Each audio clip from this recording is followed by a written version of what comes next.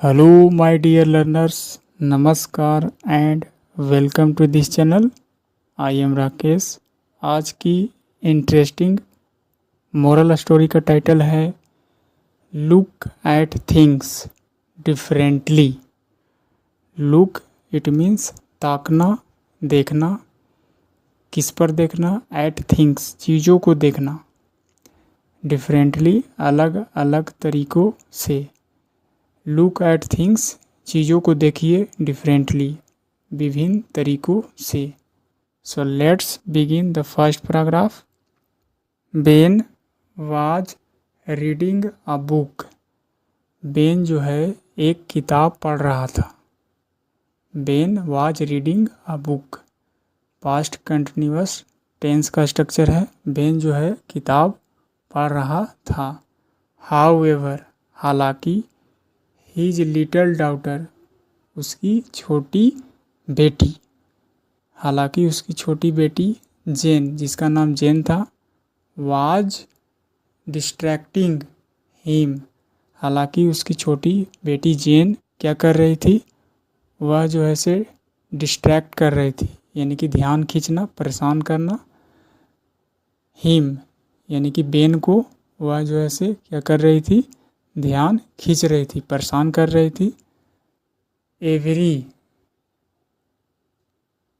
Every now and then, कहा जा रहा है कि बेन जो है से एक किताब पढ़ रहा था, लेकिन उसकी छोटी बेटी जेन जो है डिस्ट्रैक्ट कर रही थी, यानी कि परेशान कर रही थी, ध्यान खींच रही थी, ध्यान भंग कर रही थी, कह सकते हैं।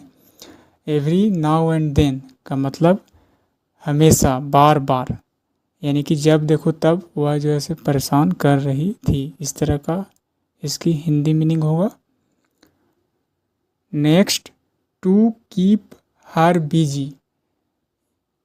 इट मीन्स कीप का मतलब रखने के लिए, कीप डेट इज रखना। हर यानी कि उसकी बेटी के लिए हर का इस्तेमाल किया गया है। बिजी इट मीन्स व्यस्त, यानी कि उसे व्यस्त रखने के लिए, अपनी बेटी को व्यस्त रखने के लिए। ही टोर अ पेज, उसने क्या किया? बेन जो है से क्या किया? फाड़ा। टीयर का second form tore a page, एक पेज को फाड़ा। ऑन विच, जिस पर the map of the world was printed, जिस पर क्या था? नक्शा था संसार का। द वर्ल्ड यानी कि संसार का नक्शा, वाज प्रिंटेड यानी कि उस पर छपा हुआ था, उस पेज पर, उसी पेज को फाड़ा। He tore it into pieces and said, इस तरह से उस पेज को बहुत सारे पीसों में, बहुत सारे टुकड़ों में क्या किया? फाड़ दिया। ही टोर इट यानी कि उस पेज को क्या किया? इनटू पीसेस, बहुत सारे टुकड़ों में फाड़ दिया। एंड सैड, कहा, यानी कि अपनी बेटी को कहा, क्या कहा? Go to your room and put them back together to make the map again. कहा जा रहा है कि उस नक्शे को फाड़कर टुकड़ों में अपनी बेटी को क्या कहा? Go to your home, go to your room, अपने कमरे में जाओ। एंड और पुट देम बैक, वापस, एक साथ, टुगेदर डेट इज एक साथ, to make the map again, एक साथ इस फटे हुए टुकड़े को, संसार का जो नक्शा था उसे निर्माण करो। कहने का मतलब ये है, गो टू योर रूम, अपने कमरे में जाओ और वापस एक साथ इस टुकड़ों को क्या कर दो? इस मैप को दोबारा सही कर दो, यानी कि जैसा पहले था उसे उस नक्शे के रूप में बना दो। ऐसा कहने का मतलब है मेक द मैप अगेन, दोबारा इस नक्शे को एक साथ वापस बना दो। बेन वाज श्योर, बेन जो था जो ऐसे निश्चित था। She would take the whole day, कि वह जो है, इट मीन्स उसकी बेटी क्या करेगी? द होल डे, पूरा समय ले लेगी, यानी कि इस नक्शे को वापस उस तरह के बनाने के लिए वह जो है से होल डे, पूरा समय लेगी। टू गेट इट डन, यानी कि इस नक्शे को करवाने के लिए सरप्राइजिंगली डेट इज हैरानी से, यानी कि हैरान होते हुए, हैरानी पूर्वक, Jane came back within minutes, Jane उसकी बेटी यानी कि बेन की बेटी जो है से केम बैक, काम का सेकंड फॉर्म कैम यानी कि वापस आई, विद इन मिनट्स यानी कि कुछ मिनट के अंदर, यानी कि 1 मिनट के अंदर ही, कुछ मिनट के अंदर वह जो है से वापस आई, विद आ परफेक्ट मैप, एक पूर्ण नक्शे के साथ, यानी कि वह जो है संसार की नक्शे को वापस जो है से बना ली थी और उसी के साथ आई। बेन वाज थ्रोली शॉक्ड, यानी कि बेन जो था, यानी कि उस लड़की के पिता बेन क्या था, पूरी तरह से शॉक्ड यानी कि हैरान था और अचंभित था। जेन सैड, यानी कि उसकी बेटी जेन ने कही, there is a man's face on the other side of the paper, यानी कि उसकी बेटी जेन ने क्या कहा कि एक जो है से इंसान का चेहरा था, यानी कि उस पेज के एक ओर नक्शा था पूरा संसार का और दूसरी ओर एक इंसान का चेहरा था। On the other side of the paper, paper का दूसरे साइड में क्या था, एक आदमी का चेहरा था और उसके पहले साइड में संसार का नक्शा था। I made the face perfect to get the map right, कहा जा रहा है कि आई मेड द फेस, मैंने क्या किया, फेस को सही किया, परफेक्ट यानी कि हमने किस पर फोकस किया, फेस पर, यानी कि उस आदमी के फेस को परिपूर्ण किया, उसको मतलब ठीक किया। To get the map right, जो कि नक्शे को सही करना था, उसके पहले हमने उस इंसान के फेस को परफेक्ट बनाया।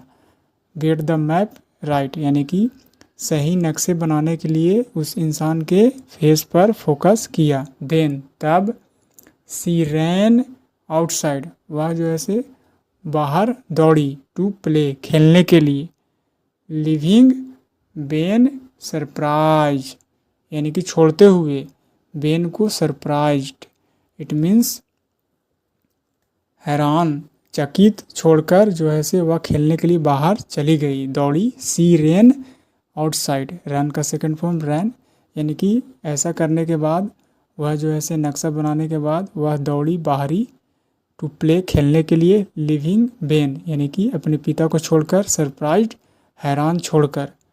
बेन्स old mother was watching all this, यानी कि बेन के बूढ़ी माँ, यानी कि बेन के जो ओल्ड मदर थी वह जो ऐसे देख रही थी, वाचिंग ऑल दिस ये सारे एक्टिविटी को देख रही थी। सी सैड, और बेन की माँ ने कही, there is always the other side to whatever you experience, यानी कि हमेशा दूसरा साइड भी होता है, जो कुछ भी अनुभव करते हो उसका दूसरा साइड भी हो सकता। वेन एवर, जब कभी भी, we come across a challenge, जब कभी भी हम लोग क्या करते हैं, गुजरते हैं, अ चैलेंज एक चुनौती से क्या करते हैं, केम अक्रॉस मिलते हैं, गुजरते हैं। Look at other side, look at the other side, तो हमें उस सिचुएशन को, उस चैलेंज को देखना चाहिए, दूसरा साइड भी देखना चाहिए। यू विल बी सरप्राइज्ड, तुम हैरान हो जाओगे। You will be surprised to see, देखकर, you will be surprised to see यानी कि देखकर हैरान हो जाओगे। An easy way to tackle the problem, यानी कि एन ईजी वे यानी कि आसान तरीके से क्या करना, टैकल करना, सामना करना, द प्रॉब्लम, प्रॉब्लम को सामना करना। इट मीन्स जब आप दूसरे पक्ष को देखते हैं, यू विल बी सरप्राइज्ड, आप क्या हो जाते हैं, हैरान हो जाएंगे। टू सी यानी कि देखने के लिए, an easy way to tackle the problem की आसान तरीका जो समस्या को समाधान करने के लिए है। So this is the story I finished. And what is the moral of this story?